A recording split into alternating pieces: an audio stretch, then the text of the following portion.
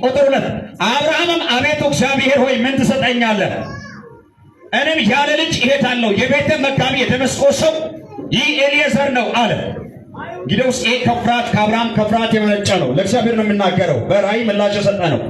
አብርሃምም ለእኔ ዘር የለኝም። ማን ነው እንደዚህ የሚለው? ቁጥር 3 አብርሃምም ለእኔ ዘር አልሰጠኸኝም፣ እኔም እነሆም በቤቴ የተወለደ ሰው ይወርሰኛል አለ። ቁጥር 4 እነሆም የእግዚአብሔር ቃል እንዲህ ሲል መጣለት፣ ይህ አይወርስህም፣ ነገር ግን ከጉልበት የሚወጣው ይወርስሃል። አሜን። ከጉልበት የሚወጣው ይወርስሃል። አሜን። ማን ነው ያለው? እግዚአብሔር ነው። ቁጥር 5 ወደ ሜዳም አወጣውና ወደ ሰማይ ተመልከት፣ ከዋክብትንም ልትቆጥረው ትችል እንደሆነ ቁጥር አለው። ዘሬም እንደዚሁ ይሆናል አለው። አብርሃምም እግዚአብሔርን አመነ፣ ጻድቅም ሆኖ ተቆጠረለት። ይህችንም ልትወርሳት ዘንድ እንዲሰጥህ ከከልዳውያን ዑር ያወጣው እግዚአብሔር እኔ ነኝ አለው። ቁጥር 8 አቤቱ እግዚአብሔር ሆይ እንዲወርሳት በምን አውቃለሁ አለ። እርሱም የ3 ዓመት ግደር፣ የ3 ዓመት ፍየልም፣ የ3 ዓመት በግም፣ ዋኖስም እርግብም ያስልኝ አለው። እነዚህንም ሁሉ ውሰድለት። በየሁለትም ከፈላቸው። የተከፈሉትንም በየወገኑ ትይዩ አደረጋቸው። ወይፈኖቹን ግን አልከፈለም። አሞራዎቹንም በስጋው ላይ ወረዱ። አብርሃምም አባረራቸው። ፀሐይም በገባች ጊዜ በአብርሃም ከባድ እንቅልፍ መጣበት። እነሆም ድንጋጤና ታላቅ ጨለማ ወደቀበት። አብርሃምም አለው፣ ዘሬ ለእርሱ ባልሆነች ምድር ስደተኛ እንደሆኑ በእርግጥ ባሪያዎች አድርጎ 400 ዓመት ያስጨንቋቸዋል። ደግሞም በባርነት በገዟቸው ሕዝብ ላይ እኔ እፈርዳለሁ። ከዚያም በኋላ በብዙ ከብት ይወጣሉ። አንተም ግን ወደ አባቶችህ በሰላም ትሄዳለህ። ይህም ካለ በኋላ ቁጥር 16 ላይ እመጣለሁ፣ ሐሳቤ ላይ ስላለ። የአብርሃም ሚስት ሳራ ግን ለአብርሃም ልጅ አልወለደችለትም ነበር። ስሟ አጋር የተባለች የግብፃዊ ባሪያ የነበረች ሶራ አብርሃምን እነሆ እንዳልወልድ እግዚአብሔር ዘጋኝ። እግዚአብሔር ምን አደረገ? ምን አደረገኝ? እስኪ ዘጋኝ በሉ። ምናልባት ከእርሷ በልጅ እታነጽ እንደሆነ ወደ እርሷ ግባ አለችው። ቁጥር 3 አብርሃምም የሳራን ቃል ሰማ። ይሄ ነው መልእክቴ። እዚህ ጋር ነው።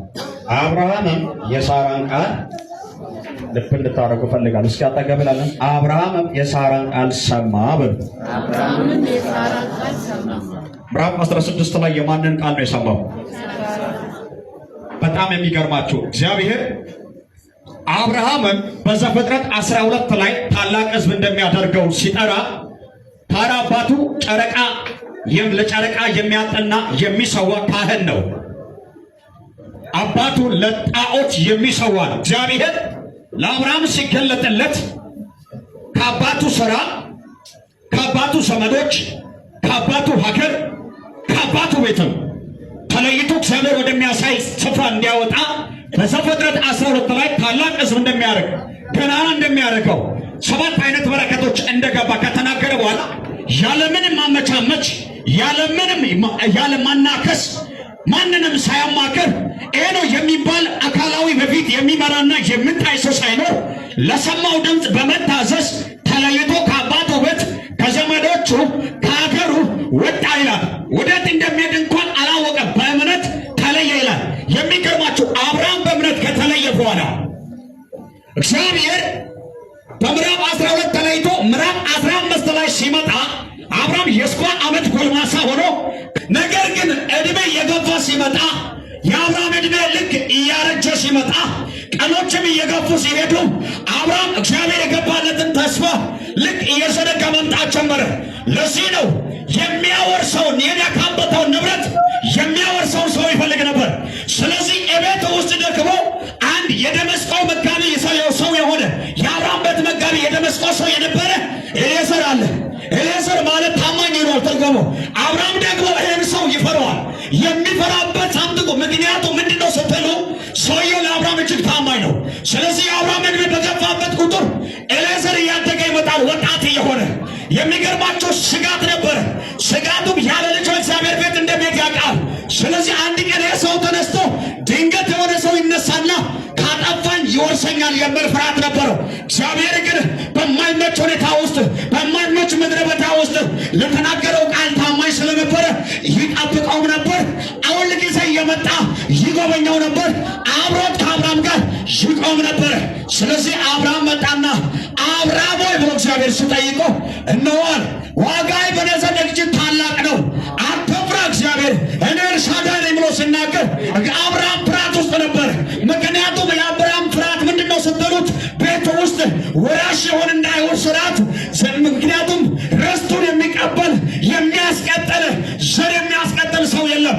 ሶራ የምለውን ትርጉም መጽሐፍ ሲናገር ሌልት ይላል። ሳራ ብሎ እግዚአብሔር እንዲያቆላ መስሟን ያስቀይረው። ለምንድነው ሲባል ሳራ ገና ስትወጣ መካን ነበረች መጽሐፍ ይናገራል። ስለዚህ የአብርሃም ስጋት አርጅታ እየሄደች እድሜዋ እየገፋ እያረጀች ስትመጣ በቤት ውስጥ ዘር የሚያስቀጥል ትውልድ የለም። ምክንያቱም እግዚአብሔር የተናገረ ተስፋ ቃል አለ። ነገር ግን በቤቱ ደግሞ የተስፋ ቃል እያለ ያደገ እየመጣ ያለ ነገር አለ። እኔ ዛሬ አንድ ነገር እናገራለሁ። በምዕራፍ 15 ላይ እግዚአብሔር እንደዚህ አለው። ሰባት አይነት እንትኖች እንዲወስዱ ከተናገረ በኋላ የኪዳን መሰረቶቹን ከተናገረ በኋላ አንድ ነገር አለው። ይህን አምጥታ እኔ በምን ስፍራ ስንት ከባድም እንቅልፍ ወደቀበት ይላል። እንዴት አውቃለሁ? ዘር እንደሚባረክ እንደሚበዛ ደግሞ አይወርስም ኤሌዘር እንዳልከኝ በምንድን ነው የሚያውቀው? ምልክቱ ምንድን ነው ስል እግዚአብሔር ድጋሚ በራእይ ተገልጦለት እንቅልፍ ጥሎበት ተናገረ። እኔ እንደዚያ ከጉልበት የሚወጣው የኪዳን ልጅ ይስሐቅ ምን ያደርጋል? ይወርሳል ብሎ ሲናገር 15 ላይ ይህን ኪዳን እግዚአብሔር ሳስጨብጥ 16 ምዕራፍ እልምስል አብርሃም ቤት ውስጥ አንድ ነገር ተፈጠረ። አንድ ነገር ተፈጠረ። ሳራ 18 ዓመት ልጅ ሆና እያደገች በሳራ ቤት ትመጣ ነበር። ስጋት ነበር። ስለዚህ እንደዚህ አለች፣ እኔ አልወልድም፣ እንዳልወልድም ማጸነን ማን ዘግቶታል? እግዚአብሔር ዘጋኝ። ስለዚህ ምናልባት ከአጋር በሚወለድ ልጅ እታነጽ እንደሆነ እባክህን ግባና ውለድ፣ እባክህን ምስት አድርገህ እኔ ዛሬ በኪዳናቸው ፊት እግዚአብሔር። አብርሃምም የሳራን ቃል ሰማ ይላል። አየችላል። ምንድነው ያያችሁት ያላችሁ ነገር?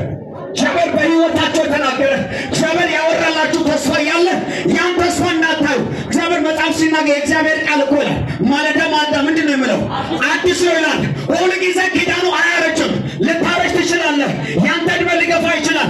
ነገር ግን ያወራልህ ያለ በቤት ውስጥ ጎልብቶ እንድታይ የተደረገ በዓይናችሁ ፊት የሚያስጎበቻችሁ ያደገ ያለ እግዚአብሔር ያልፈቀደው እንዳትገባ ያላየበት ኪዳኑ ወደሌለበት እንድትገባ እንድትሰማ የነዘነዘ ያለ ነገር ዛሬ በጌታ በኢየሱስ ስም የተወጋ ይሁን። አሜን። ሳራ አየች ይላል። ከባድ ነው ባይዛው ማየት ከተነገረልህ ኪዳን ውጪ ማየት ኪዳንን አስረጅቶ በቤት ልጅ ሆኖ የምታይ ነገር እግዚአብሔር በዚህ ህይወት ውስጥ ያልተናገረልህ ፈጽሞ ያላወራ ጉዳይ ኪዳንን እያስረጀ እሱ ግን እየጎለበተ በአንተ ህይወት ላይ ያደጋል። ዛሬ በኪዳናችሁ ላይ እየታየ ያደገ የሚመጣው በኢየሱስ ስም ለአንድና ለመጨረሻ ከእናንተ ህይወት፣ ከእናንተ መንገድ፣ ከእናንተ ኪዳን፣ ከእናንተ ዘር የተቆረጠ ይሆን።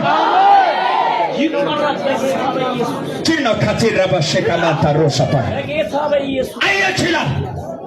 ራሷን ተመለከተች። ልወልድ አልችልም፣ እድል የለኝም፣ ያረጀው ነው።